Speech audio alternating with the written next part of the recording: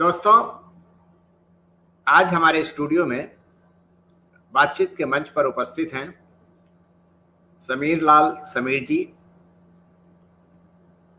और इनका एक उपनाम भी है उड़न तस्तरी। तो समीर लाल जी, आपका बहुत बहुत स्वागत है जी, हमारे बातचीत धन्यवाद। के मंच पर। और आपसे तो मेरा वैसे तो बहुत पुराना परिचय है, ब्लॉग जी, लिखने जी, के ज़माने से ही, और बस आज रूबरू बातचीत हो रही है। जी हाँ, जी हाँ। पहले तो मैं थोड़ा जो मेरे पास जानकारी है आपके बारे में वो मैं जरा अपने दोस्तों के साथ शेयर कर ले रहा हूँ, जरूर। ताकि उनको भी थोड़ी जानकारी हो जाए। बिल्कुल, बिल्कुल। जैसा कि मैंने बताया कि समीर लाल जी जो हैं वो उड़न तस्तरी के नाम से भी लिखते हैं। इनका ब्लॉग भी है उड़न तस्तरी के नाम से। ये इनका जन्म जो है वो जुलाई 1963 में हुआ, रतलाम मध्य प्रदेश में। और इन्होंने अपनी जो विश्वविद्यालय तक की पढ़ाई की वो है इन्होंने जबलपुर से पूरी की। उसके बाद से ये मुंबई चले गए। मुंबई से इन्होंने सीए कंप्लीट किया अपना, और फिर ये जबलपुर में आके इन्होंने प्रैक्टिस की। ये काफ़ी अच्छे सफल चार्टर्ड अकाउंटेंट रहे, लेकिन अचानक इनके मन में ख्याल आया कि मुझे अब कनाडा जाना चाहिए। अभी आपसे पूछेंगे कि आप कनाडा ही आपने क्यों प्रेफर किया। फिर ये कनाडा चले गए, और कनाडा में इन्होंने मतलब जो पहले तो इन्होंने ट्रेडिंग में इन्होंने काफ़ी काम किया, और उसके बाद से फिर इन्होंने आजकल जो है ये एक कनाडा के बड़े बैंक में ये जो टेक्निकल एडवाइज़र जिसको बोलते हैं वो है, तकनीकी सलाहकार।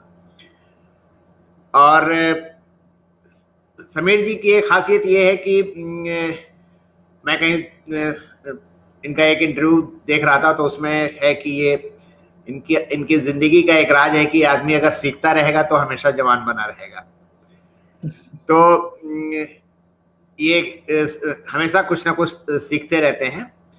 ये इसके अलावा ये कविताएं लिखते हैं, गज़लें लिखते हैं, कहानियां, लघु कथाएं लिखते हैं, और इन्होंने एक लघु उपन्यास भी लिखा है। हालांकि वो लघु उपन्यास का जाता है, लेकिन वो उपन्यास जो है मुकम्मिल है, क्योंकि उस उपन्यास का जिक्र जब उसका जो विमोचन हो रहा था उसमें ज्ञानानंद जी ने उसे एक मुकम्मिल उपन्यास का नाम दिया। उपन्यास का नाम है देख लूं तो चलूं। ये 2011 में छपा। उससे पहले कविता संग्रह इनका आ गया था 2009 में। उसका नाम है बिखरे मोती। इनका एक कहानी संग्रह शीघ्र ही आने वाला है, द साइड मिरर। और जैसा कि मैंने बताया कि ये ब्लॉग इन्होंने अपना जो लिखने पढ़ने का जो शुरुआत की थी वो ब्लॉग से इन्होंने की थी, और इनका जो ब्लॉग है वो बहुत चर्चित रहा, और आज भी उसको लोग विजिट करते रहते हैं, क्योंकि आज भी उसको ये हमेशा अपडेट करते रहते हैं। इनके ब्लॉग का नाम है udantashtari.blogspot.com। एक और इनकी खासियत है,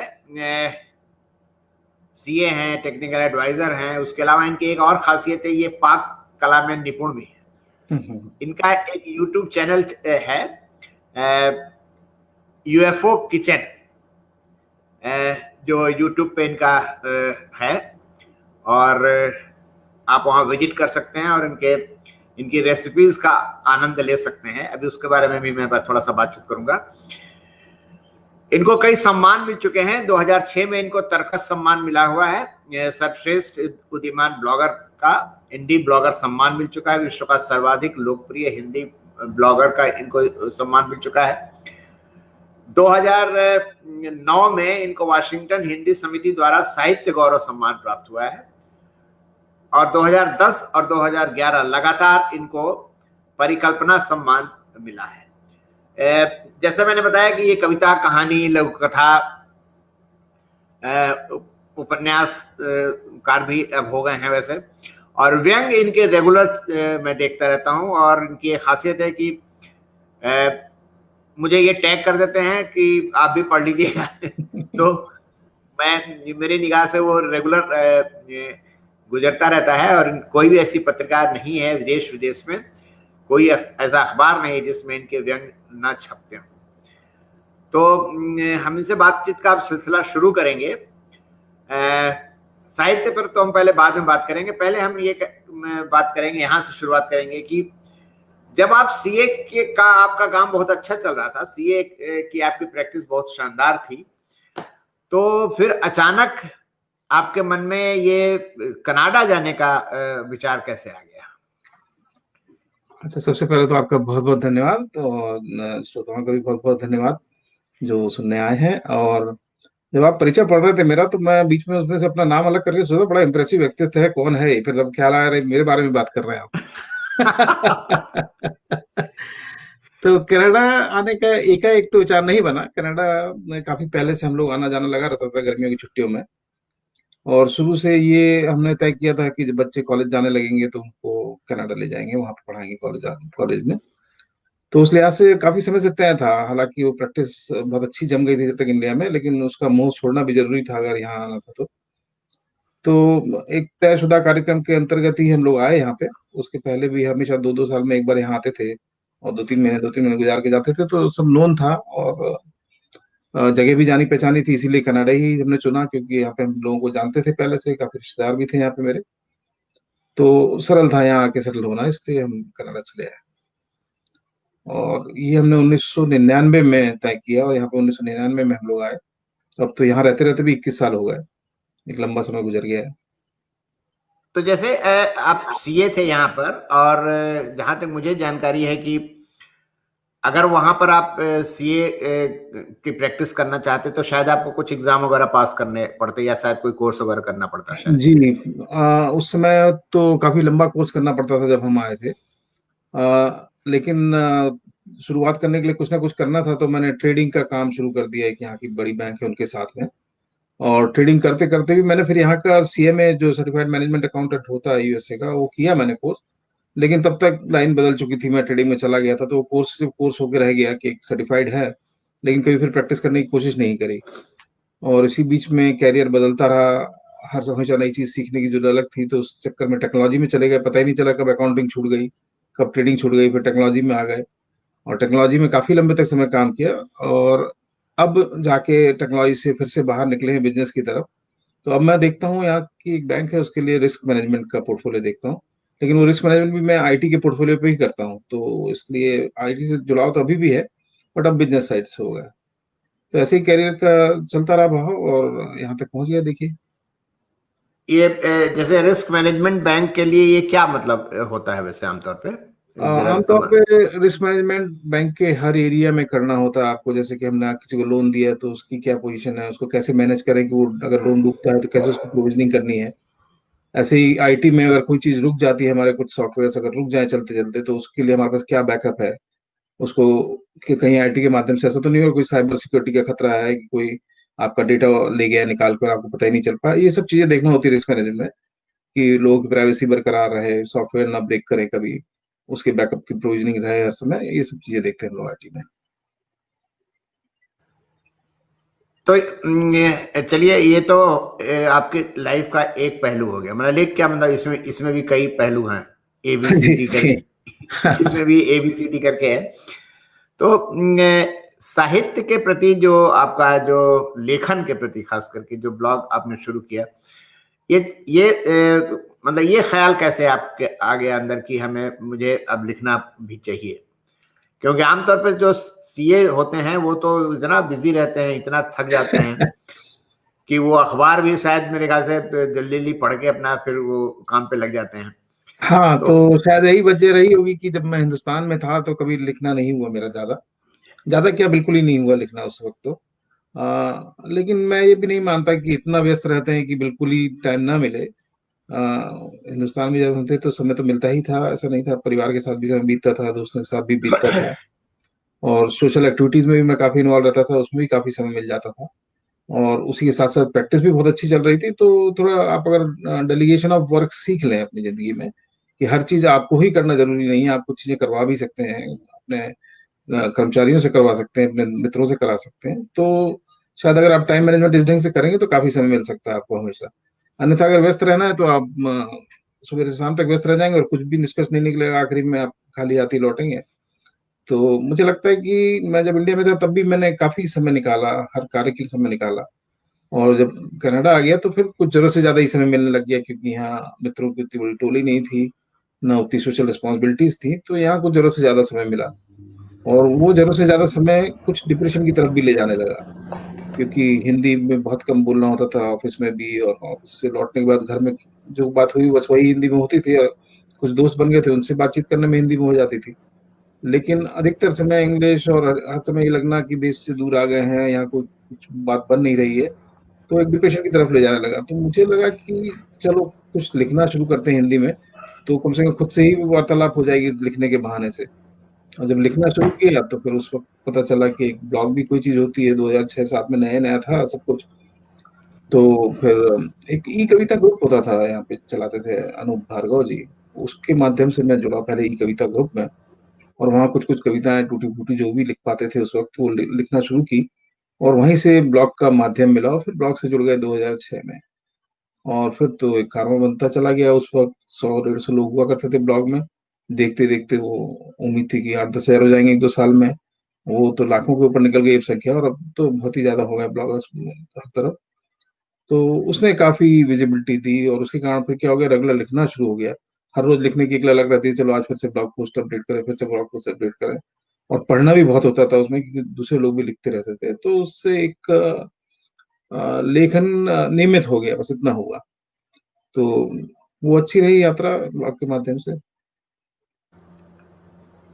तो ब्लॉग का मतलब ब्लॉग का अनुभव तो अभी उसके बारे में थोड़ा बताइएगा मुझे, लेकिन ये है कि ब्लॉग ने आपको साहित्य के में मतलब एक तरह से आप साहित्य के अंदर आ गए, रचनात्मकता के अंदर आ गए हाँ, आप। रचनात्मकता कह लीजिए उसके अंतर्गत, अगर उसको वैसा ही कहा जाए तो। और वहाँ से सीखने भी बहुत मिला। उस समय ब्लॉग एक एकदम परिवार जैसा हो गया था, तो लोग एक-दूसरे को सिखाते भी थे, और कविताओं का, छंदों का ज्ञान, गज़लों के व्याकरण, और कैसे अच्छा लिखना है, हर तरह की उसमें चीज़ें थीं। तो सब एक-दूसरे की मदद करने के लिए तैयार रहते थे। उसमें उस वक़्त हिंदी में लिखना भी थोड़ा-सा मुश्किल काम था। लेकिन एक बारहा सॉफ्टवेयर होता था, वो सब डाउनलोड कर पुरा के हम लोग लिखा करते थे।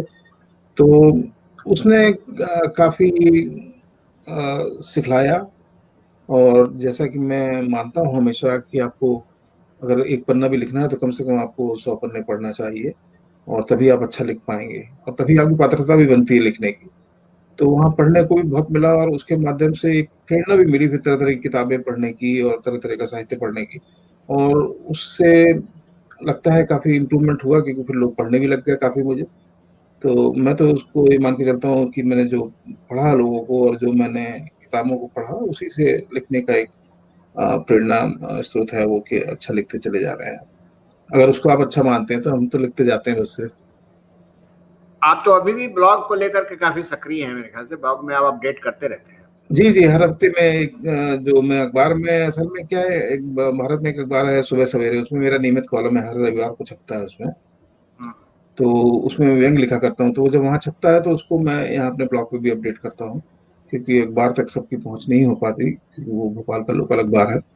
तो मैं उसको फ़ेसबुक पे भी अपडेट करता हूँ अपने, और अपने ब्लॉग पे भी करता हूँ। तो एक दस्तावेज़ भी तैयार रहता है हर समय के लिए, क्योंकि फ़ेसबुक की शेल्फ लाइफ़ तो बड़ी छोटी-सी है। आज एक पोस्ट डाली, कल तक दूसरी पोस्टों के नीचे दब जाएगी, परसों खोजना भी मुश्किल हो जाएगा उसको। लेकिन ब्लॉग में एक दस्तावेज़ तैयार होता जाता है, कल को कभी किताब वगैरह कुछ निकालना होगी तो उसके लिए एक जगह सारी चीज़ें इकट्ठी है। यहाँ पर एक चीज बताइए कि जैसे कि एक समय था कि जब ब्लॉग ही ब्लॉग था, क्योंकि ये सोशल मीडिया नहीं उतना था उस समय, मतलब जी। जब फेसबुक नहीं था। जी, जी, जी। और दूसरी बात ये है कि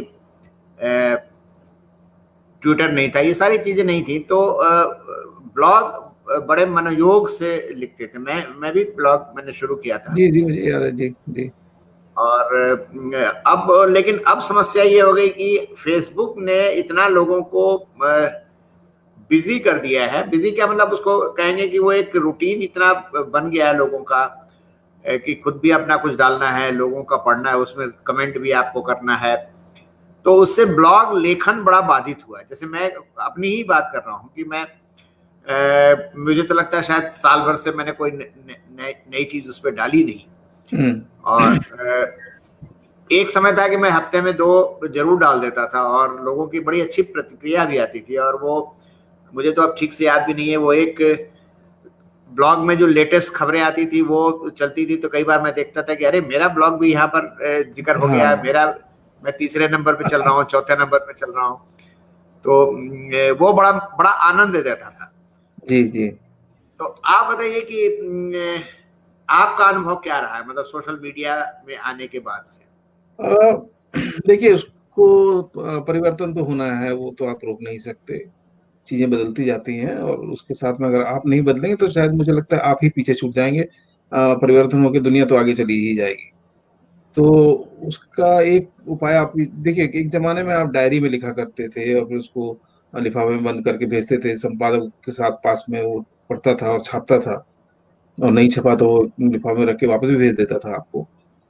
तब वो प्रक्रिया थी। अब आज वो प्रक्रिया कोई फॉलो करता नहीं है, क्योंकि अब वो सब चीजों की कोई मान्यता नहीं रह गई। अब ब्लॉग में लिखने लग गए आप, और जब ब्लॉग में लिखने लग गए तो फिर अखबारों ने वहीं से सीधे ब्लॉग से उठाना शुरू कर दिया मटेरियल, आपको भेजना भी नहीं पड़ता था, खुद ही ले जाते थे उठा के। अब धीरे धीरे लोग फिर रुझान उनका फेसबुक की तरफ चला गया। एक समय में ऑर्कुट चला करता था, हम लोग ऑर्कुट पे भी हुआ करते थे उस समय।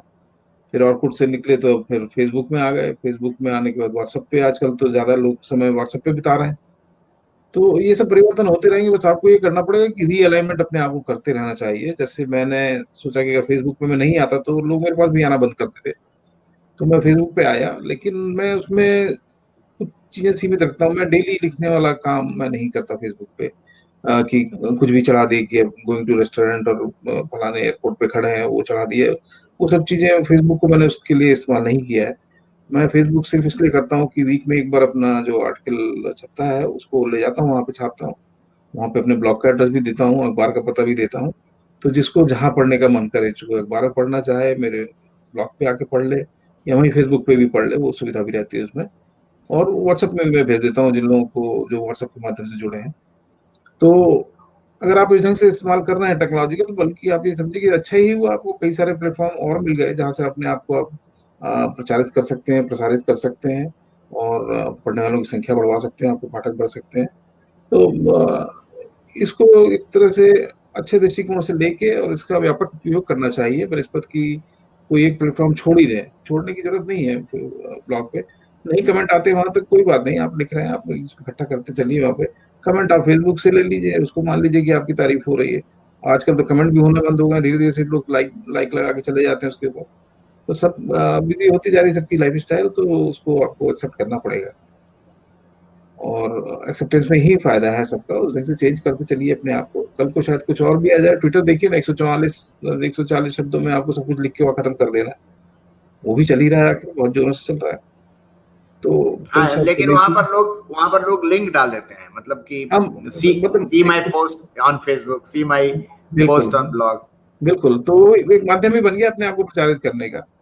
तो सोशल मीडिया ने फायदा भी किया है ढंग से, अगर आप देखें तो। अगर आपने उसको अब्यूज नहीं करने लग गए उस सोशल मीडिया का, कि आप सवेरे शाम तक उसी में बैठे हुए हैं, सिर्फ वही कर रहे हैं, और उसकी वजह से आप दूसरे सारे काम रोक दें, तो फिर गलत है। लेकिन अगर उसको आप प्रॉपरली यूज करेंगे तो अच्छी बात है, करना चाहिए।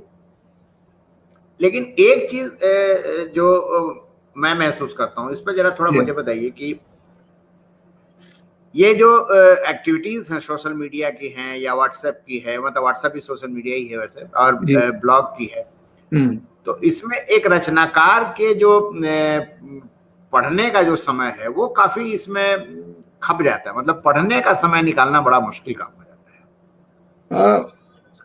आ, मुझे लगता है फिर वो जो मैंने टाइम मैनेजमेंट की आपसे बात करी थी, तो अगर वो आप प्रॉपरली कर रहे हैं तो समय, मैं देखिए मैं सुबह बड़ी जल्दी उठ जाता हूँ, और मेरा बड़ा डिसिप्लिन रोल रहता है उसके बाद से।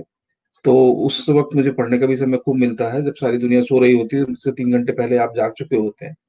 वो जो 3 घंटे आप एक्स्ट्रा ले लेते हैं अपनी लाइफ में, उससे मुझे लगता है कि, और अपने आप को डिसिप्लिन रखते हैं कि इस घंटे से इस घंटे तक मैं सिर्फ कोई किताब पढ़ूंगा, आपने पहले से डिसाइड करके रखी है, मैं सिर्फ फेसबुक पे रहूंगा, या मैं अपने ब्लॉग पे जाऊंगा। ये सब चीज अगर आप पहले से एक डिसिप्लिन में स्केड्यूल बना के रखें अपना, तो हो सकता है, कर सकते हैं आप। और कुछ जरूरत से ज्यादा अगर फेसबुक में आप चले जाएंगे तो एक सागर है पूरा साहब। आप दिन भर भी बिता देंगे तो भी एक बाद एक पोस्ट चलती रहेगी वहां पे। तो कहीं ना कहीं आपको लोभ संवरण करना पड़ेगा, कहीं ना कहीं छोड़ना पड़ेगा चीजों को। तो एक अपना चैम्बर बना लीजिए, इको चैम्बर की मैं इन लोग को देखता हूँ और वो लोग आपको देखते हैं, बस उसमें पसंद रहे। अन्यथा तो आप खोजते चले जाए। इंटरनेट जैसे ही है माहौल पूरा, कि आप जहां तक भी जाना चाहें, पूरा दिन बिताना चाहें, पूरा साल बिताना चाहें, तो आप बिना टेबल से उठे बिता सकते हैं। तो उसको आपको थोड़ा सा अपनी रूटीन लाइफ में चेक इन एंड चेकआउट का समय जरूर रखना चाहिए। और थोड़ा समय आप अपने अपने आप के ऊपर खर्च करें, उसमें पढ़ने को भी दें, अपने शरीर को भी दें। आप टहलने जाएं या कसरत करें, जो भी करते हैं ध्यान करें। तो हर चीज के लिए थोड़ा थोड़ा समय निकालें, तो मेरे ख्याल में अच्छे से चल सकती है सब चीजें। अच्छा, ये बताइए कि आप कविताएं भी लिखते हैं, आप गजलें भी लिखते हैं, आप लघु कथाएं भी लिखते हैं, आप कहानियां भी लिखते हैं, उपन्यास भी आपने लिखा हुआ है, लेकिन आप को मैं देखता हूँ कि व्यंग आप रेगुलर लिखते हैं। जी और अगर मुझसे कोई पूछे आपका नाम लेकर के, तो मैं कहूंगा कि हाँ, व्यंगकार हैं आप। जी तो ये जी बताइए बिल्कुल। कि व्यंग के प्रति आपका जो रुझान हुआ, ये किस तरह से हुआ? और दूसरा ये है कि कविता, कहानी और इन सबको मतलब मतलब थोड़ा पीछे छोड़ करके आपने व्यंग में काफी सक्रियता अपनी दिखलाई है। इसके पीछे में थोड़ा बताइए जरा, इसके पूरी देखिए कहानी। इसकी कहानी तो एक तो बड़ी पुरानी बात है। मैं जब 7वीं 8वीं में रहा हूँगा स्कूल में, तब शायद मैंने पहली बार कुछ लिखा होगा। हमारे स्कूल में एक प्रतियोगिता थी, तो उसमें लिखना था आपको। तो मैंने हमारे जो एक टीचर थे, जो काफी मारा वारा भी करते थे बच्चों को, तो उनका बिना नाम लिए और व्यंग्यात्मक कुछ मैंने उसमें लिखा था कि बिना गलती के भी हम पिट जाते हैं रोज, और इस तरह की बातें लिख के और फिर वो मैंने सबमिट कर दिया हमारे स्कूल की प्रतियोगिता में। मुझे मालूम था कि कोई समझ नहीं पाएगा कि मैंने किसके बारे में लिखा है। तो बाय बाय द वे उस समय उसका पुरस्कार वितरण के लिए हरिशंकर परसाई जी थे, वो आए हुए थे स्कूल में। तो परसाई जी ने जब उसको पढ़ा और वो मुझे उसमें इनाम मिला, तो उन्होंने मुझसे कहा कि ये बहुत बढ़िया व्यंग लिखा है तुमने, और आगे भी लिखते रहना। हालांकि बचपन में क्या बढ़िया लिखा होगा, लेकिन उन्होंने उस ढंग से मेरा उत्साहवर्धन किया। उनके व्यंग तो आप जानते ही हैं, वो तो व्यंग शीर्षस्थ हैं। और उन्होंने फिर उसके बाद कई बार मेरी उनसे मुलाकात हुई, क्योंकि शहर के ही थे और मैं चार्टर्ड अकाउंटेंट की वहाँ प्रैक्टिस करने भी पहुंचा था। हमेशा पूछते थे कि लिखना जारी है कि नहीं, लिखना जारी है कि नहीं। मैं तो कभी लिखता ही नहीं था उसके बाद से। तो जब मैं कनाडा आ गया, तो सबसे पहले मैंने परसाई जी की पूरी किताबों को पढ़ा, जितने मेरे पास थी लेके आया था मैं साथ में। पढ़ा तो वो मुझे बड़ा इम्प्रेसिव तरीका लगा, जिस ढंग से व्यंग में बातें वो करते थे। तो मैंने सब प्रयास तो बहुत नहीं, लेकिन जब मैं लिखने लगा तो अपने आप वो शैली में मेरे आ गया। और फिर हमारे एक मित्र हैं अनूप शुक्ला जी, फुर्सतिया जी, वो कहते थे कहाँ तुम कविताओं के चक्कर में पड़े हो, गजल के चक्कर में पड़े हो, तुम्हारे अंदर नेचुरल इंस्टिंक्ट है, तुम लिखा करो, व्यंग लिखो। तो बस वहां से चला चला सिलसिला। तो फिर कुछ इंटरेस्ट भी आने लगा मुझे, और लोग पसंद भी करने लगे वो वाली विधा मेरे पास से ज्यादा। तो कविताएं और गजल और शेर शायरी ये सब तो मंचों के लिए बढ़िया था, मंच पे जाके पढ़ने के लिए अच्छा मंच पे स्थान मिला उससे। लेकिन जो ललक और जो मजा मुझे लिखने में आता था, वो मेरे व्यंग लिखने में ही आता था। लेकिन जब आप लिखने बैठते हो तो कोई हर समय तो आप व्यंग नहीं लिख सकते। तो जैसे भाव मन में आए, तो उसमें कहानियां भी बनी, लघु कथाएं भी बनी, और कई कई तो बड़ी सीरियस कहानियां भी मैंने लिखी हैं। लेकिन हाँ, अधिकतर मेरे जब मैं लिखने बैठता हूँ तो व्यंग की दिशा ले ही लेता है कहीं ना कहीं से। तो अधिकतर व्यंग में है इसलिए। और अब तो सप्रयास भी लिखना पड़ जाता है, क्योंकि हर हफ्ते में कॉलम में लिखना है। तो उस पे कलम चलती जाती है, और वो लगता है जिस पे आप ज्यादा प्रैक्टिस करते हैं, ज्यादा रियाज करते हैं, तो वो थोड़ा मस्ता भी जाता है वो विधा। तो उस हिसाब से व्यंग में सबसे ज्यादा मैंने लिखा है, तो वो थोड़ी सी मच गई विधा। ये बताइए कि एक सवाल अभी मेरे दिमाग में आया है अभी, जी कि जो हिंदी में व्यंग लिखे जा रहे हैं, है ना, जी और व्यंग में, व्यंग के क्षेत्र में एक जो बहस चलती है कि व्यंग में हास्य का पुट होना चाहिए कि नहीं होना चाहिए, उसमें सिर्फ जो है वो व्यंगी होना चाहिए, कोई हास्य की बात ना हो। और कुछ लोग तो हास्य के चक्कर में चुटकुलों पर भी व्यंग लिखने लगे हैं।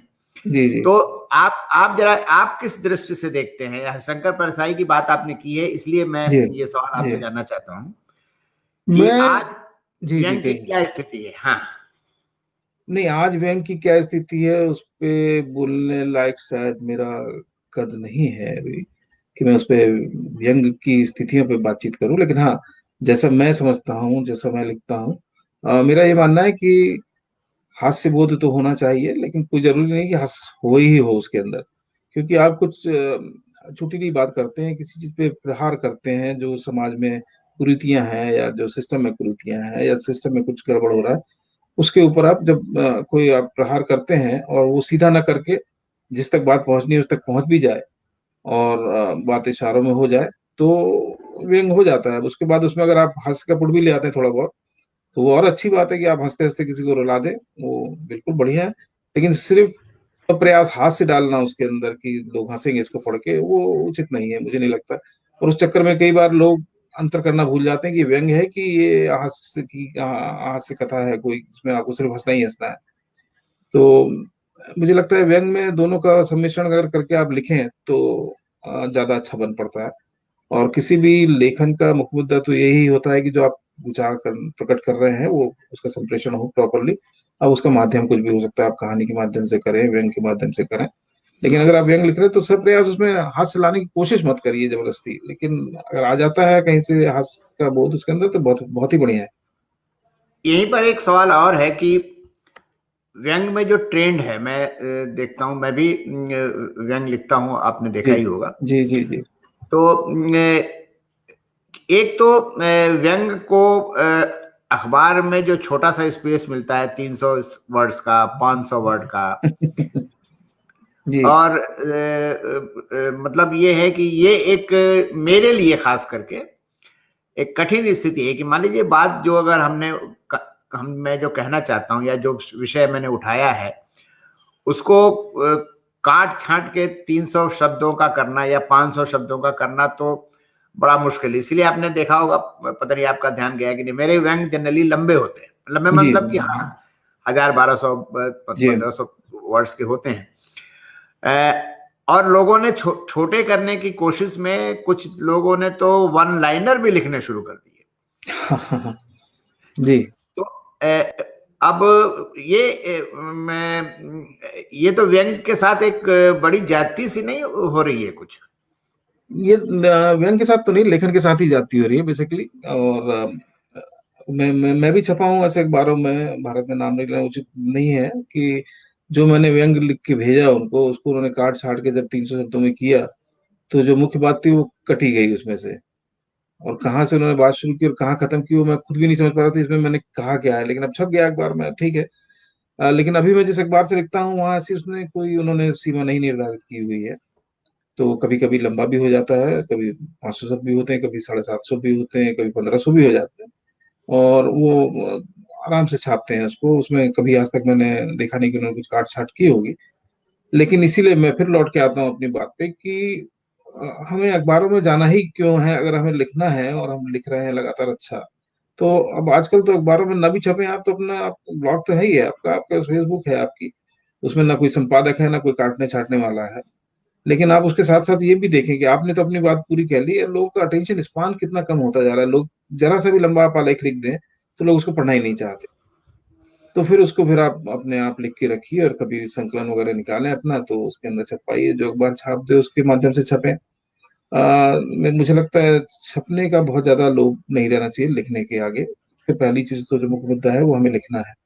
अब उसमें अगर आप ये सीमा बांध के बैठ जाए कि नहीं साहब 500 शब्दों में खत्म हो जाना चाहिए, तो मुझे लगता है फिर तो आपने अपने लेखन के फ्लो को रोक दिया, अपने विचारों को रोक दिया।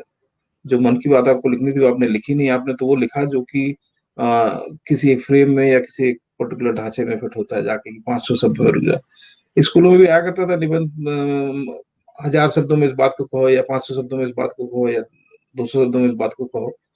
तो वो सब वहां तक ठीक था। लेकिन जब आप लिखने बैठे हैं और आप किसी चीज के ऊपर अपने विचार दे रहे हैं, तो आप खुल के लिखें। कोई जरूरी नहीं है अखबार छापे, कोई जरूरी नहीं है कि किसी कोई पढ़े ही पढ़े उसको। आप अपने विचार रख के फिर अपने फेसबुक पे लाइए, अपने ब्लॉग पे लिखिए जब किसी को समय मिलेगा, और जो पढ़ने का इच्छुक होगा, जो अच्छा पाठक होगा, वो निश्चित तौर पर पढ़ेगा। आप लिखते जाए उसको, आप उसको मत काटिए छाटिए अपना। ई मैगजीन्स भी हैं, उसमें भी आप मतलब भेजा जा सकता है, मतलब भेजा, मैंने हाँ भेजे हाँ हैं कई बिल्कुल, बार। और है ई मैगजीन्स भी, और काफी पढ़ी जाती है। उनकी पाठक संख्या भी ऐसा नहीं है कि कम है, उनकी हम्म। पाठक संख्या भी काफी हैवी है, और उसमें छपी है। मैं काफी ई मैगजीन्स में मैं भी छपा हूँ। और हाँ, उसमें भी कोई सीमाएं नहीं होती अधिकतर शब्दों की, आप आराम से छप सकते हैं उसमें भी। तो उसके चक्कर में अपने प्रभाव को आप बाधित करें, वो उचित नहीं है। मैं नहीं समझता कि रोकना चाहिए कहीं पे। अच्छा ये बताइए कि आप जैसे मतलब कनाडा में हैं, कनाडा और अमेरिका में भी, तो ये हिंदी की जो वहां पर रचनात्मकता है, जी इसमें भी मैंने देखा कि आपकी इसमें भागीदारी रहती है। जी आप मतलब वहाँ के उनके मंचों पर और आप उनके गोष्ठियों में आप सक्रिय रहते हैं। जी। वैसे वैसे क्या स्थिति है वहां पर, हिंदी की जो स्थिति है वो किस तरह की है वहाँ? बहुत बढ़िया स्थिति है सब। और यहाँ पे तो अब टोरंटो जैसे शहर, जो बड़े शहर हैं, अ, उनमें तो इतने सारे हिंदी के मंच हैं, और हिंदी के जो आप कह लें कि जो, जैसे मैं हिंदी राइटर्स गिल्ड में हूँ, कुछ हिंदी समिति है, इस तरह के काफी सारे ग्रुप्स हैं जो कि हिंदी के ऊपर काम कर रहे हैं। और बहुत मेहनत और मशक्कत के साथ काम हो रहा है। मैगजीन्स निकल रही हैं, किताबें निकल रही हैं, अखबार निकल रहे हैं यहाँ से हिंदी के, और हर महीने की गोष्ठियां होती हैं। तो काफी अच्छी स्थिति है, बहुत सक्रिय हैं लोग इस मामले में। मुझे लगता है कि सक्रियता की दृष्टि से आप, भारत का भी कोई शहर होगा, उसमें भी उतने ही सक्रिय लोग मिलेंगे जितने कि कनाडा और अमेरिका के शहरों में मिलेंगे हिंदी के मामले में। और बल्कि यहाँ ज्यादा रूटीनली मिल रहे हैं, ऐसा मुझे लगता है। तो उससे मैं निश्चिंत हूँ कि हिंदी का क्या भविष्य है यहाँ पे। हाँ, ये जरूर हो सकता है कि जो नेक्स्ट जनरेशन आए, लेकिन तब तक इमिग्रेंट्स का आना जाना इतना ज्यादा है कि उस जनरेशन के भी हिंदी जानने वाले अच्छे लोग आ जाएंगे। और यहाँ भी स्कूल वगैरह तो चल ही रहे हैं, हिंदी मीडियम के लोग पढ़ने भेजते हैं अपने बच्चों को उसमें, जहाँ पे कि हिंदी सीख सके वो। लेकिन उनका साहित्य की तरफ कितना रुझान होगा, और अंग्रेजी के साहित्य को छोड़ के हिंदी की तरफ कितना रुझान होगा, ये अभी से आंकना थोड़ा मुश्किल है। लेकिन जो पुराने लोग हैं वो सब लगे हैं हिंदी के कार्य में, और अपना फहरा रहे हैं उसकी पताका बढ़िया ताकत के साथ में पूरी। अच्छा काम हो रहा है हिंदी के ऊपर यहाँ पे।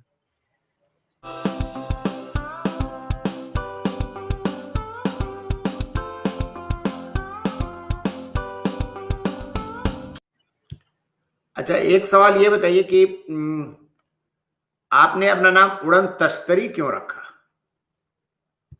हाँ, ये बड़ी रोचक बात है कि नाम उड़न तस्त्री है, और उसका प्रभाव ये हो गया कि कई ईमेल भी मुझे आने लग गए जिसमें वो समझते थे मेरा लास्ट नेम तस्त्री है, वो तस्त्री जी करके लिखा करते थे लोग बाग। तो मुझे तब उनको बताना पड़ता था उड़न तस्त्री सिर्फ उपनाम है मेरा।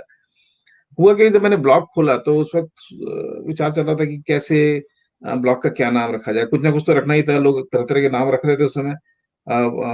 तो उसी विचार के दौरान मुझे लगा कि जब यहाँ से बैठ के मुझे हिंदुस्तान की बातों पे ही बातचीत करनी है, हिंदुस्तान हिंदी में ही लिखना है, और समय समय भारत की बारे में बातचीत करूंगा, तो सबसे तेज माध्यम क्या हो सकता है? या तो मैं हवाई जहाज रख लेता, तो उससे भी तेज माध्यम था उड़न तस्त्री की। 1 मिनट में आप गए, इंडिया की खबर उठा के लाए और उसके ऊपर आपने लिख दिया। तो बस उसी कुछ सोच विचार के मैंने उड़न तस्त्री लिखा, और वो धीरे धीरे नाम पॉपुलर इतना हो गया कि अब मैं अगर उसको अलग करना भी चाहूँ अपने नाम के साथ से, तो शायद अपना अस्तित्व खोने जैसी बात है। तो इसलिए बढ़िया चल रहा है उड़न तस्त्री। और तभी मैंने जब किचन शुरू किया अपना, जो रसोई है, उसका नाम भी मैंने इसीलिए यूएफओ रखा, आइडेंटिफाइड फ्लाइंग ऑब्जेक्ट। उड़न तस्त्री को ही आप उस ढंग से बुला लें, और वो भी चल निकला है बढ़िया। तो नाम का नाम में ऐसे कुछ खास रखा नहीं है, लेकिन अब वो पॉपुलर हो गया उस ढंग से, तो चल गया बढ़िया उड़न तस्त्री।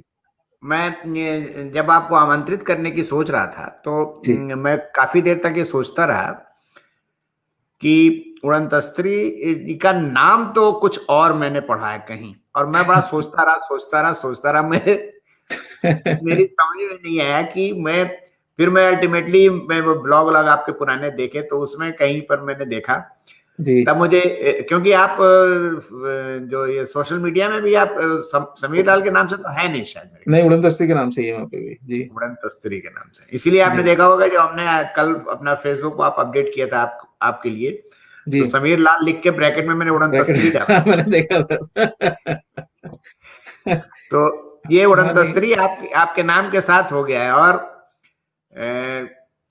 वैसे भी आप इतने मल्टीफेरियस हैं, तो इस ग्रह के तो लगते भी नहीं वैसे भी आप। अच्छा, हाँ एक, हाँ, ये थोड़ा ये बताइए कि ये ये जो पाक कला जो है आपके जी अंदर, जी। ये बचपन से आपके अंदर ये पाक कला के गुण थे, या आपने इसे बाद में डेवलप किया? डेवलप किया कहना तो उचित नहीं होगा, डेवलप करवा दिया गया ऐसा लगता है मुझे कि बचपन से तो कहाँ इंडिया में कभी किचन की तरफ जाते भी नहीं थे, रसोई में झांकना भी दूर था। बहुत कभी बना लेते थे तो ऑमलेट वगैरह बना लिया होगा, कभी चाय बना लेते थे। उससे ऊपर हिंदुस्तान में कभी कुछ किया नहीं। तो जैसे सारे हाँ, बैचलर यही काम करते हैं, आमलेट और चाय। बस बस बस उतने वहीं तक सीमित था। थोड़ा शायद मुझे पोहा बनाना भी आता था, उस मामले में थोड़ा सा एक स्टेप आगे था। हम्म। लेकिन फिर जब कनाडा चले आए तो तब भी खाना मैंने बहुत समय तक नहीं बनाया यहाँ पे। मैं समझता हूँ 2006-07 की बात होगी, या 2010 के आसपास की। वाइफ गई हुई थी इंडिया किसी वजह से, और मैं यहाँ फंस गया अकेला। तो तब मैंने थोड़ा थोड़ा कुछ एक्स्ट्रा बनाना शुरू किया। फिर ये हुआ कि साहब नॉनवेज बड़ा अच्छा बना लेते हैं, ऐसा पता चला मुझे, और वो बताया मेरी पत्नी ने मुझे जब वो लौट के आई तो। एक दिन मैंने कहा चलो अब आई लौट के तो अपना कितने दिन से पकाना सीख रहे हैं, तो मैंने उस दिन चिकन विकन बना के खिलाया। तो घर में इतना हो गया कि अब तो आप इतना अच्छा बढ़िया बनाते हो नॉनवेज, तो अब से नॉनवेज आप बनाया करो, और बाकी वेज वगैरह हम लोग वीक में एक बार खाते थे हम लोग नॉनवेज। तो ये तय हुआ कि चलिए एक दिन मैं बना दिया करूंगा नॉनवेज जिस दिन बनना है।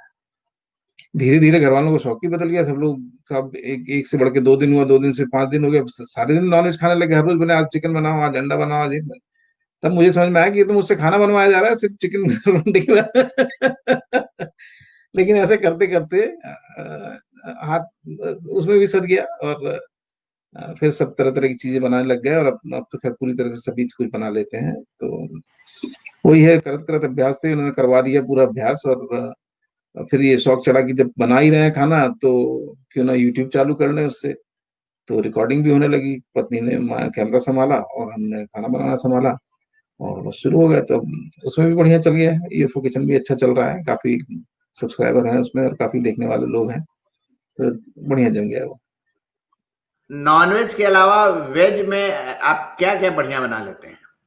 आप बताएं क्या खाना है, हम बना देंगे उसको, जो भी खाने के लिए आप कहेंगे। ऐसा भी है? हाँ हाँ बिल्कुल, सब कुछ बना लेते हैं। और आजकल तो देखिए ऐसा है कि यूट्यूब ने ये सुविधा दी है कि कहीं की कोई सी भी डिश हो, आप जाके सीख के भी बना सकते हैं उसको। हो सकता है पहली बार में उतनी अच्छी ना बने, लेकिन हर तरह के सिखाने वाले मिलियंस में लोग बैठे हुए हैं यूट्यूब पे, जो कि चला रहे हैं अपने अपने चैनल खाने पीने के। आप जाइए और बढ़िया वहां से एक बार सीखिए, फिर उसमें थोड़ा सा अपना टच दीजिए। और खाने में तो हमेशा अपना टच आपको देना चाहिए, थोड़ा सा टेस्ट डिफरेंट करने के लिए। और प्यार से पकाएं, इत्मीनान से पकाएं, बढ़िया ही बनेगा, आप ये मान के चलिए। मैं कहीं पढ़ रहा था कि ये जो लॉकडाउन का पीरियड था, इसमें सबसे ज्यादा देखा गया जाने वाला चैनल जो था वो ये खाने पीने का ही चैनल देखा गया, क्योंकि लोग घर पे जी थे और लोग अपने तरह तरह के डिशेज बना लेते थे। हाँ, लोगों ने खाया पिया भी बहुत, कई लोग मुझे मिले बाद में, अभी लॉकडाउन के बाद जिनको देख रहा हूँ, उनकी पहले की हालत में और अभी की हालत में काफी अंतर लगता है, काफी खा पी लिया है उन्होंने इस पीरियड में। हाँ, वो मेरा बेटा खुद मुझे बता रहा था कि पापा मेरा वजन इतना बढ़ गया है। तो हमने कहा कि जब घर पे एक्टिविटी नहीं होगी तो यही सब हाँ होगा। बिल्कुल बिल्कुल बिल्कुल। तो अच्छा, एक बात बताइए कि जैसे कि आप विदेश में रहते हैं, मतलब तो आप वहीं सेटल हो गए हैं मेरे ख्याल जी से। जी जी जी। तो मतलब अगर आप बाहर से यहाँ आते हैं तो प्रवासी भारतीय कहलाते हैं। हम्म। तो यहाँ पे मेरा एक सवाल ये है कि यहाँ का जो साहित्य जगत है वो मतलब आपको ही नहीं, जो प्रवासी साहित्यकार लोग हैं उनको किस रूप में लेता है? और देखिए, जब हम यहाँ से जाते हैं तो रिस्पॉन्स तो बहुत अच्छा मिलता ही है, लोग मिलना चाहते हैं, लोग बातचीत करना चाहते हैं। लेकिन मैं इससे किसी तरह से कभी कभी मुझे लगता है कि मैं इस बात से सहमत नहीं हूँ कि प्रवासी साहित्य कोई अलग साहित्य है। क्योंकि लोगों ने अस्पतालों से भी रचनाएं रची हैं, बहुत सारे लोग भर्ती रहे हैं लंबे समय तक, तो उसको आप अस्पताल का साहित्य तो नहीं कहते। लोगों ने कारावास में लंबा समय काटा है और वहां से लिखा, उसको भी आप कारावास का साहित्य नहीं कहते। कोई गांव का बंदा अगर बंबई जाके बस जाता है, वो बंबई से लिखता है, तो आप उसको बंबई का साहित्य नहीं कहते, तब वो साहित्य ही रहता है, हिंदी का साहित्य ही होता है। तो अगर हम और हमारे जैसे लोग जो विदेशों में आके बस गए हैं, उनके साहित्य को प्रवासी साहित्य कहना अ, वो उचित नहीं। उसको मुझे लगता है कि मुख्य धारा में ही रखना चाहिए, बाकी साहित्यों के साथ में ही उसकी कंपैरिजन होना चाहिए, उसी ढंग से पढ़ा भी जाना चाहिए उसको।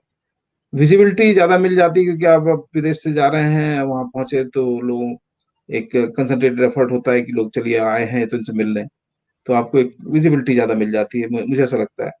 उसके इतर लोग जब यहाँ पे आते हैं भारत से, जो कवि लोग आते हैं और जो साहित्यकार आते हैं, उनसे भी जब हमें गोष्ठियों के माध्यम से मिला जुला करते हैं, तो एक स्पेसिफिक चैम्बर बन जाता है वो अपना, तो विजिबिलिटी ज्यादा मिल जाती है। उसके सिवा तो मैं नहीं समझता कि चूंकि हम प्रवासी साहित्य लिख रहे हैं तो उसको प्रवासी साहित्य कहा जाए। वो साहित्य है, जैसा बाकी लोग लिखते हैं वैसे ही हम भी लिखते हैं। और मेरे साहित्य में तो मैं अभी भी हिंदुस्तान पे ही लिखता हूँ पूरे समय। जो भी मेरे सटायर्स होते हैं उसमें कनाडा तो बहुत कम होता है, तो हमेशा हिंदुस्तान की समस्याओं पे ही होता है, वो हिंदुस्तान के बारे में ही लिखा जाता है।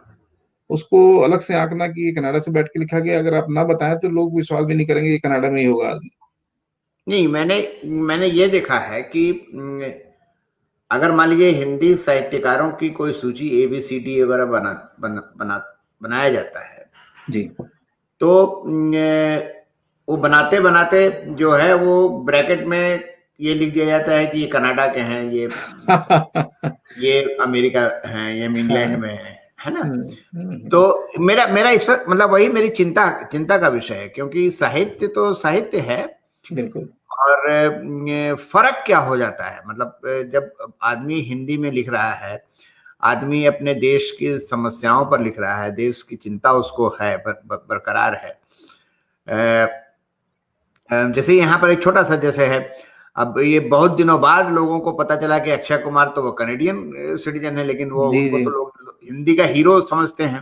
फिल्म फिल्म इंडस्ट्री का हिंदी फिल्मों की इंडस्ट्री का हीरो समझते हैं। ये तो जब थोड़ा विवाद हुआ तो उन्होंने डिस्क्लोज किया कि मैं ऐसे ऐसे है। तो ये साहित्यकारों के साथ ये ब्रैकेट लगाने वाला जो मामला है, ये मतलब मेरे हिसाब से तो ठीक नहीं लगता। जो लेखक है उनको ये कैसा महसूस होता है इस पर? देखिए, वो सिर्फ डिजिग्नेट करने वाली बात है। और आजकल जैसे हम करते हैं ना राष्ट्रीय कवि सम्मेलन, अंतर्राष्ट्रीय कवि सम्मेलन, तो एक अगर कनाडा से बैठा लिया आपने मुझे बुला के, उसमें तो अंतर्राष्ट्रीय हो जाएगा आपका जो कोई सम्मेलन है। तो अगेन उसको थोड़ा सा वृहत दिखाने के लिए अगर आप लिख रहे हो कनाडा, तो हमें क्या आपत्ति, हम तो रह ही रहे हैं कनाडा में। और कोई अमेरिका में रह रहा है, उसके नाम के अगर आप अमेरिका लिख देते हो ब्रैकेट में, बस थोड़ा सा मुश्किल ये है कि आप जो भारत में रह रहा है उसके कौन क्यों नहीं लिखते उसके साथ में ब्रैकेट में भारत। नहीं, बिहारी लिख सकते हैं, बिहारी हो हाँ, गुजराती बिहारी लिखे आप मुंबईया लिखे, कुछ ना कुछ तो लिखिए उनके साथ भी। हमें ऐसी क्या चीज दिख गई आपको कि आपको हमारे नाम के साथ ही कनाडा लगाना पड़ रहा है। और अभी अभी रिसेंटली भी एक लिस्ट में देख रहा था, उसमें भी मेरे नाम के आगे ब्रैकेट में कनाडा लिखा था उन्होंने। तो मैंने कहा भाई ठीक है चले, उनका विचार है, लिस्ट भी उन्होंने बनाई है। हम अगर अपने आप से लिख के भेजते तो शायद हम ना लगाते ब्रैकेट में कनाडा। लेकिन अब उनकी लिस्ट है, वो उसमें कनाडा लिखना चाहें, चंद्रमा लिखना चाहें, जो लिख के अच्छा लगता हो वैसा लिख लें। जब तक कि वो पढ़ रहे हैं मुझे तब तक अच्छा है। नहीं, मैं अगर चाहता तो मेरे अपने बातचीत के मंच को आज अंतर्राष्ट्रीय बना सकता था ये है आपका कहकर अंतर्राष्ट्रीय मंच ही है। नहीं नहीं, एक्चुअली क्या है मैं बताऊं आपको, ये थोड़ा जो ये मेरे मतलब मेरे मन की ये पीड़ा भी है जी। कि जो हिंदी साहित्यिक जगत है, वो उसने एक बाउंड्री बना रखी है बहुत जी। तगड़ी। और उनके बड़े मतलब जो जो सोचने का जो जो दायरा है वो बड़ा सीमित इस मायने में हो जाता है। उनको शायद ऐसा लगता है, जैसे कई बार हमने बातचीत भी की है, इस मंच पर भी बातचीत की है, कि जैसे महिला रचनाकारों की जब बात होती है तो उनको लगता है कि महिला रचनाकार जो होती है वो सारी चीजें नहीं सोच लिख सकती हैं जो एक पुरुष लिख सकता है। या मान लीजिए दलित अगर साहित्यकार है तो ये फटाक से जो एक दिमाग में बात लोगों के आती है, और खास करके बड़े वर्ग के लोगों को के दिमाग में आती है कि ये दलित साहित्यकार हैं, ये सिर्फ अपने ही दायरे में सोच सकते हैं, ये एक बृहत्तर समाज के बारे में नहीं सोचते। उसी तरह से जो प्रवासी लोग, मतलब प्रवासी मतलब जो विदेशों में हिंदी को लेकर सक्रिय हैं और काफी अच्छा कर रहे हैं, उनको मतलब यहाँ के लोगों को लगता है कि वो तो अब यहाँ से देश छोड़ के गए, उनको अब इस देश दुनिया से क्या मतलब है, और वो तो यहाँ की पीड़ा, यहाँ की समस्या, यहाँ उससे उनको उतना वो नहीं होगा। और ऐसा भी नहीं है, कुछ साहित्यकार आपने देखा भी होगा, कुछ साहित्यकार सिर्फ वहां रह करके, विदेशों में रह करके वो कहानियां भी लिखते हैं, तो वो उधर की ही जमीन पर लिखते हैं। जी। वो ये नाम लेना यहाँ ठीक नहीं है, लेकिन ये है कि, और नहीं, मैं बिना नाम लिए भी समझ रहा हूँ आप। तो एक रचनाकार के तौर पर ये आपको तो इस बात को लेकर के थोड़ी चिंता होती भी होगी कि भाई हमें क्यों प्रवासी आप मान के चल रहे हैं। बिल्कुल, चिंता तो नहीं। आपका वही मैं कह रहा हूँ, उनकी लिस्ट थी, उन्होंने मेरे नाम के आगे कनाडा लगा दिया, उनकी लिस्ट है वो मेरे नाम के आगे प्रवासी लगा दें। मैं अपने आप को ये नहीं मान के चलता कि कोई प्रवासी साहित्य जैसी कोई अलग से चीज होती है। अब जो आपने कहा कि यहाँ की पृष्ठभूमि पे लिख रहे हैं, जो जहाँ विदेशों में रह रहे हैं वहाँ की पृष्ठभूमि, वो एक नेचुरल सी बात भी है कि वो लिखिएगा, जो जी रहे हो आप वही लिखते हो अधिकतर। आप जिस चीज को जी रहे हो, जिस चीज को देख रहे हो, जहाँ पे रह रहे हो, जो आपका परिवेश है आसपास, जो आपके साथ में लोग उठ रहे हैं बैठ रहे हैं, उन्हीं पे तो आप लिखोगे। अगर आप सब प्रयास, अगर आप जैसे मेरा है कि मैं दिन भर मेरे घर में आज तक एनडीटीवी ये सब चलता रहता है और मैं अक्सर उस पे समाचार देखा करता हूँ हिंदुस्तान के अभी भी। तो उस माहौल को मैं जीता हूँ और उसके लिए मैं हिंदुस्तानी समस्याओं पर लिख पाता हूँ आज भी। लेकिन अगर मैं यहाँ पे अपना कनाडा का टीवी लगा के बैठा रहा हूँ और सिर्फ कनाडा के हिसाब से घूमूं, तो निश्चित तौर पर मेरी लेखनी में उसका पुट तो आ ही जाएगा। और अगर मैं चाहूँ तो सिर्फ उस तक भी सीमित हो सकता हूँ कि सब कुछ कनाडा का ही लिखूं मैं। अगर आपने मेरी नॉवल पढ़ी हो देख लूं तो चलूं, जो मैंने लिखी थी, वो कनाडा की सड़कों पे ही चलते हुए पूरी नॉवल खत्म होती है। लेकिन कनाडा की सड़कों को उस समय कंपेयर किया मैंने हिंदुस्तान की जीवन शैली के साथ में, कि क्या अंतर है कनाडा में, अगर वही चीज कनाडा में हो रही है और वही चीज अगर इंडिया में होती है तो क्या फर्क है उसमें। उसके ऊपर वो पूरा उपन्यास है। तो अ, मैं चूंकि यहाँ यहाँ रह रहा हूँ कनाडा में, तो उसकी पृष्ठभूमि बनी उस उपन्यास में भी। और उसमें कोई बुराई नहीं है। आप बॉम्बे में रहते हैं तो अक्सर करके आप चाल की बात करते हैं, आप लोकल ट्रेन की बात करते हैं, आप वीटी स्टेशन की बात करते हैं, चर्चगेट स्टेशन की बात करते हैं। वही ना लिखेगा आदमी जो जी रहा है जहाँ पे है, जो उसके आसपास का वातावरण है। और कोई गांव में रह के तो नहीं लिखेगा कि मैं वीटी स्टेशन पे उतरा और फिर मैं चल पड़ा कोर्ट की तरफ। ऐसा लिखना पॉसिबल नहीं है उसके लिए, क्योंकि वो उसको जी नहीं रहा है वो। और लिखेगा तो बड़ा आर्टिफिशियल सा लगेगा, कि क्योंकि उसमें वो मिस कर सकता है कई चीजें जो कि आमतौर पर बंबई में रहने वाला आदमी नहीं मिस करेगा उसको। तो इसलिए जिस परिवेश में आप हो, वो तो आपके लेखन में आ जाता है, अपने आप ही आ जाता है वो। और उसको लेके कोई चिंता की बात भी नहीं है, अच्छा ही है। उससे जो लोग पढ़ते हैं उनका भी दायरा बढ़ता है। तो अगर आप नहीं गए हैं अमेरिका और वो अमेरिका से बैठा कोई अमेरिका के बारे में चीजें बता रहा है, तो निश्चित वो ज्ञानवर्धन भी है। और साथ में आपको ये भी पता चलता है कि सोसाइटी में किस कल्चर में लोग जी रहे हैं यहाँ पे, जो कि संभव है कि जो आपने विचार किया हो कि अगर कनाडा में ऐसा होता है, अमेरिका में ऐसा होता है, वो शायद नहीं होता है यहाँ पे। लेकिन अगर कोई उसके बारे में लिखता है और लोगों तक बात पहुंचती है, तो ये स्पष्टीकरण भी हो जाता है कि नहीं, आपकी जो सोच है वो सही नहीं है। तो मुझे इसमें तो कोई आपत्ति नहीं नजर आती कि जो जहाँ है वहाँ का लिख रहा है। जब तक लिखना अच्छा है और पठन योग्य है और उससे आप साहित्य का दर्जा देते हैं, तब तक बहुत बढ़िया है, जहाँ का भी लिखे इंसान। क्या आप लोगों का इंटरेक्शन जैसे कनाडा में है तो कनेडियन राइटर से या अमेरिकन राइटर से भी होता रहता है इंटरेक्शंस? इंटरेक्शन, देखिए, अगर आप ये सोचे कि हिंदी के लेवल पे उनसे इंटरेक्ट कर रहे होंगे तो नहीं, वो क्योंकि उनको समझ में नहीं आएगा हम क्या बोलेंगे अगर हम हिंदी में बात करते हैं तो। बट यहाँ पे इंटरनेशनल कवि सम्मेलन वगैरह भी होते हैं, जिसमें वो लोग इंग्लिश की पढ़ते हैं और हम हिंदी की भी पढ़ देते हैं। और वो उनको समझ में तो आता नहीं है, लेकिन ताली उली बजा लेते हैं।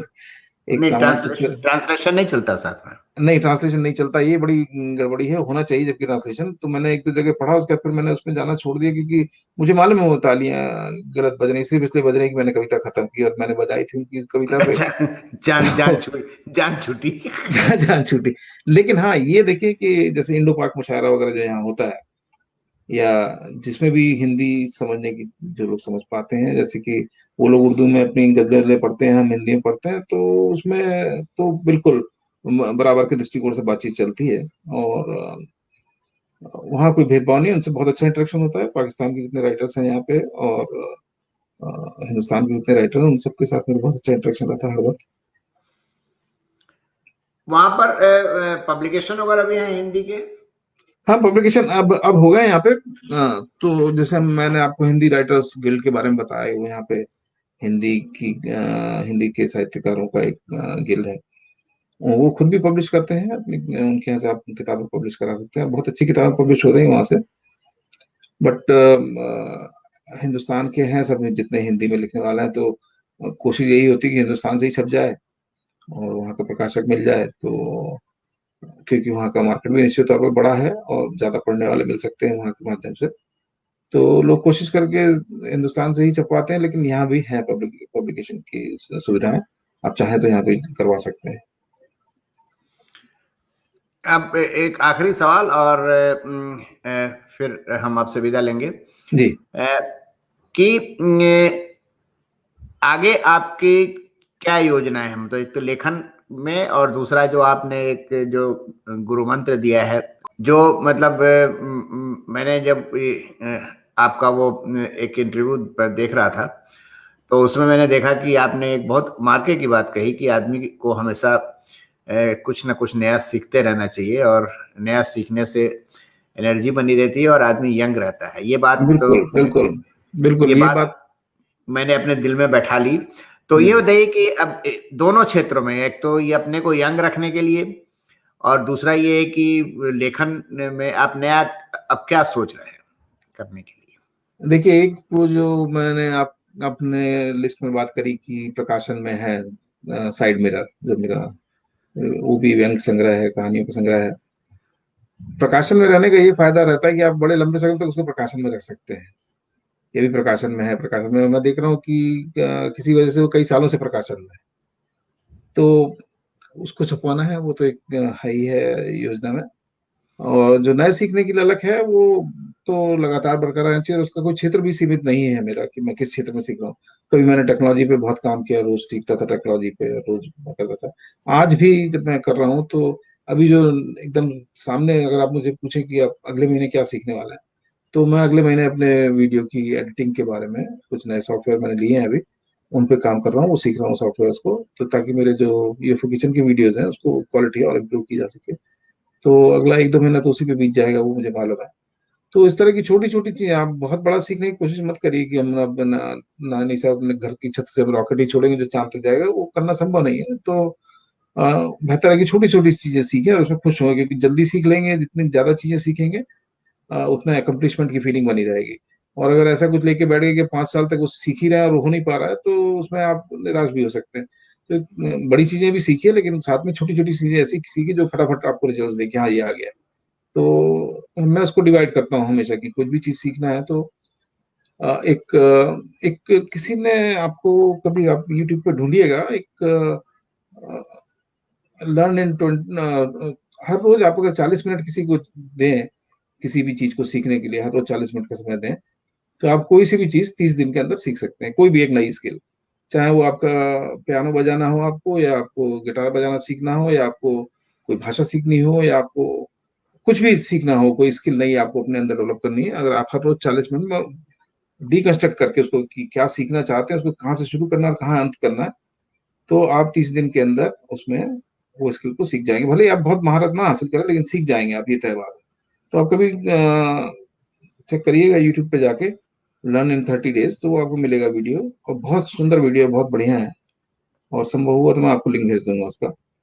तो इस ढंग से मैं रोज कुछ ना कुछ नया करता रहता हूँ। और अभी दूसरा जो मेरा इन्वॉल्वमेंट है इस वक्त, वो हो गया है थोड़ा, कनेडियन पॉलिटिक्स में भी मैं समय देने लग गया हूँ। और हमारे यहाँ की जो राजनीतिक पार्टी है, कंजर्वेटिव पार्टी, उसका मैं बोर्ड ऑफ डायरेक्टर्स में भी हूँ उसके, और मेंबरशिप मेरे पास, उसके जो मेंबरशिप बढ़ाने का काम है वो मेरा पोर्टफोलियो है उस मेंबरशिप का। तो वो काफी समय ले लेता है, तो अगला स्टेप भी वही है, शायद देखिए किस्मत कहाँ ले जाती है, लेकिन कोशिश है कि एमपी का चुनाव लड़ा जाए, चाहे इस बार या अगली बार, जैसा भी हो। तो उसके लिए प्रयास जारी हैं, और काफी हद तक पहुंच भी गई है बात जहां तक पहुंचना चाहिए। लेकिन चुनाव में तो जब तक आप लड़ ना जाएं और जब तक जीत ना जाए, तब तो जारी रहती है हर चीज। तो उसमें समय जाता है, और काफी भागा दौड़ी भी रहती है उसमें, लोगों से मिलना जुलना भी बहुत होता है, तो वो अच्छा है व्यस्त रखने के लिए खुद को। और लेखन तो जारी ही है, और बस यही सब है प्लान में, बढ़िया राजी खुशी चल रहा है, आप इस डिसिप्लिन। समय जो जिस कंट्री में रह रहे हैं वहां पर तो जैसे एक तो पोल्यूशन बहुत कम है, जी जो मैंने सुना है, जी। और मैंने ये भी सुना है कि वहाँ ऑक्सीजन एकदम फ्रेश मिलता है। बल्कि एक जगह मैं पढ़ रहा था कि वहां से सिलेंडर भर भर के शायद वहां से ऑक्सीजन और जगह सप्लाई करने की कोशिश भी कर रही है। ये बताइए कि वहां पर जो इंटेलेक्चुअल्स हैं, जो जो साइंटिस्ट हैं, जो डॉक्टर्स हैं, जी आज की तारीख में वो कोविड-19 को किस रूप में देख रहे हैं? मतलब कि ये कब तक लंबा चलेगा, क्या, या हमें इसके साथ ही रहने की आदत डालनी पड़ेगी? मतलब we all have to live in risk. हाँ, नहीं वो बात सही है आप कह रहे हैं। तो देखिए मैं उसका एक छोटा सा उदाहरण आपको बताता हूँ। एक तो मोटे तौर पे यहाँ पे लोगों ने सावधानियां बहुत बरती हैं, और अगर सरकार ने कहा है कि सब बंद रहेगा तो सब बंद था, और लोग घरों में थे। लोग निकल नहीं रहे थे घरों से, बहुत सीमित मात्रा में, हर जगह कुछ लोग तो होते ही निकल जाते हैं, लेकिन बहुत सीमित मात्रा में थे। और जो आवश्यक चीजों की सप्लाईज थी वो लगातार जारी रही, वो खुली रही दुकानें। वो लोगों ने तुरंत उस चीज पे शिफ्ट कर गए कि वो आपके घर पहुंचाने लग गया चीजें, हर चीज की होम डिलीवरी संभव होने लग गई। और जैसे इंडिया में मैंने सुना था कि बड़ी हड़कंप थी कि साहब वो उन्होंने जो ड्रिंक्स की दुकानें थी, अल्कोहल की दुकानें थी, वो बंद कर दी थी, तो कालाबाजारी होने लग गई है यहाँ पे। जब पहले दिन ही जब मीटिंग हुई सब लॉकडाउन की, तो उन्होंने कुछ एसेंशियल चीजों में उसको भी एसेंशियल माना कि अब जब आदमी घर में बंद रहेगा तो मेंटल हेल्थ के इश्यूज आएंगे, और उसमें एकाएक उसकी अगर रोज कुछ ड्रिंक वगैरह करने की आदत है और आप उसको लॉकडाउन में डाल के और उसको बंद करवा दें तो शायद मेंटल इश्यूज और बढ़ जाते। तो उन्होंने उसको भी चालू रखा, और वो घर भिजवाते रहे जिसका जैसा ऑर्डर रहा, और उसके हिसाब से लोगों ने बड़ी समझदारी का काम किया। अब जहां तक ये बात है कि भविष्य का क्या होगा, तो मैं जैसे बैंक में हूँ और हमारे यहाँ का पूरा स्टाफ, 90% स्टाफ तो अभी घर से ही काम कर रहा है। और हम जैसे लोग जो रिस्क मैनेजमेंट बैक ऑफिस में काम करते हैं, जो क्लाइंट से नहीं मिलते डायरेक्टली, हमको जो अभी उनके नोटिफिकेशन है कि अब आपको घर से ही काम करना है जब तक कि वैक्सीन नहीं आ जाती, और वैक्सीन लग नहीं जाती सबको, और ये सोशल डिस्टेंसिंग का जो रूल है वो खत्म नहीं हो जाता, तब तक आप ऑफिस नहीं आएंगे, घर से ही काम करिए। और सब बढ़िया मैनेज हो रहा है, और घर से हमने देखा, हमारी टीम ने भी, जो मेरी टीम है उसमें भी प्रोडक्टिविटी सबकी बहुत बढ़ गई, क्योंकि लोगों ने घर से काम करने में, शायद मुझे ऐसा लगता है, वो आ गया दिमाग में कि प्रोड्यूस करके दिखाना है। ऑफिस में तो आपको 8 घंटे दिखना है, यहाँ दिखाने वाली बात हो गई है। तो जब दिखाने वाली बात हुई तो लोग एकदम से प्रोडक्टिविटी में इम्प्रूवमेंट हुआ है। तो हम बैंक के लेवल पर तो ये भी सोचने लग गए हैं अब कि शायद भविष्य में हम कभी बुलाए ना इनको ऑफिस ऑफिस में, कि घर से ज्यादा बेहतर काम कर रहे हैं लोग। एक सोशल टच जो खत्म हो जाएगा, उसके लिए जब सोशल डिस्टेंसिंग का प्रोविजन खत्म हो जाएगा आगे चल के, जब वैक्सीन वगैरह लग जाएंगी, तो शायद ऐसा हो सके कि महीने में 2 बार आ जाओ, या कहीं पे मीटिंग प्लेसेस बना दें लोगों के लिए। क्योंकि क्यों इतनी रियल एस्टेट में इन्वेस्टेड रहेंगे लोग, रियल एस्टेट रखने की जरूरत भी नहीं है उतनी ज्यादा। तो ये भविष्य की बातें हैं, लेकिन अभी नियर फ्यूचर में तो कुछ भी नहीं दिखता कि कुछ होने वाला है ऐसा। अभी तो एक ही रास्ता है कि आप अपने आप को सेफ रखें, सोशल डिस्टेंसिंग रखें, मास्क लगा के निकलें। तो वहां भी ये आप थिएटर और ये पिक्चर हॉल्स वगैरह वहां भी बंद होंगे मेरे ख्याल हाँ से। वो पिक्चर सब हॉल्स तो बंद है। वहां पर तो कम ही जाते होंगे लोग पहले भी, लेकिन ये है कि थिएटर्स वगैरह तो बंद हो गए होंगे वहाँ। नहीं नहीं, पिक्चर हॉल बहुत जाते हैं लोग यहाँ पे, और काफी भीड़ रहती है पिक्चरों में। और तभी तो ये हॉलीवुड वाले सब इतना कमा रहे हैं। हॉल वगैरह सब बढ़िया चलते हैं, लेकिन हाँ अभी बंद है, अभी नहीं जा रहे हैं लोग। तो वो भी शुरू होंगे जब देखिए अभी क्या पोजीशन बनती है। अभी तो उन्होंने एक स्कूल खोला था लास्ट वीक से, तो पिछले 2 दिनों में काफी केसेस बढ़े हैं, तो अब शायद फिर से स्कूल बंद करना पड़े, शायद प्रोविंस भी बंद करना पड़े, कुछ दिन के लिए लॉकडाउन करना पड़ सकता है। लेकिन इस बीच में हमने हॉस्पिटल की फैसिलिटीज अच्छी इंप्रूव कर ली है यहाँ पे, टेस्टिंग की फैसिलिटीज अच्छी इंप्रूव हो गई हैं। तो मुझे नहीं लगता, जैसे फर्स्ट वेव में प्रॉब्लम हुई थी कि हमारे पास पीपीई वगैरह खत्म होने लग गए थे, वो अब पूरी तैयारी है इस समय, तो वो सब चीज़ों की दिक्कत नहीं होगी। सरकार ने बहुत अच्छा काम किया इस 5 महीने में, जब लॉकडाउन में रहे और चीज़ें स्लो डाउन हो गई थी, उस समय उन्होंने काफ़ी काम किया भविष्य के लिए, कि आगे ये समस्या ना आए जो हम देख रहे हैं अभी। तो पूरी तरह प्रिपेयर्ड है, अगर कुछ गड़बड़ भी होता है तो सारी सब सुविधाएं हैं यहाँ पे उपलब्ध। मतलब government as well as people they are mentally prepared for a long run, मतलब कि Yes, yes, everybody is prepared, and safely जितना खोल पाएंगे, जितनी जगह पे, क्योंकि इकोनॉमी तो रोकी नहीं जा सकती, कई चीजें हमेशा जरूरत भी है, तो सेफली जितना खोल पाएंगे, जितना मेंटेन कर पाएंगे वो सब करेंगे। लेकिन अगर कोई वजह से बंद करना पड़ सकता है कि एकाएक फिर से बहुत ज्यादा केसेस आ गए, तो बंद करने के लिए भी तैयार रहेंगे, उसके लिए फंड्स हैं और मैनेज किया जा सकता है लोगों को। तो अभी उतनी समस्या नहीं है जैसे कि बाकी जगहों पे दिख रही है, जैसे कनाडा उस हिसाब से काफी सेफ है। चलिए बढ़िया है, आपसे बातचीत करके काफी अच्छा लगा। और जी मेन बात तो ये है कि आपसे बात करने करने के उसमें मुझे समय का अंदाजा भी नहीं लगा। इतनी इंटरेस्टिंग बात चल रही थी आपसे। जी जी, तो नहीं हम लोग फिर से बातचीत करेंगे कभी। और बहुत अच्छा लगा मुझे भी सबसे बातचीत करके, आपसे बातचीत करके। और बहुत धन्यवाद आपका, आपने याद किया मुझे। आपका बहुत बहुत धन्यवाद है कि आपने समय मुझे दिया। और इसी के साथ हम इसको चलिए, हम नमस्कार। नमस्कार। नमस्कार।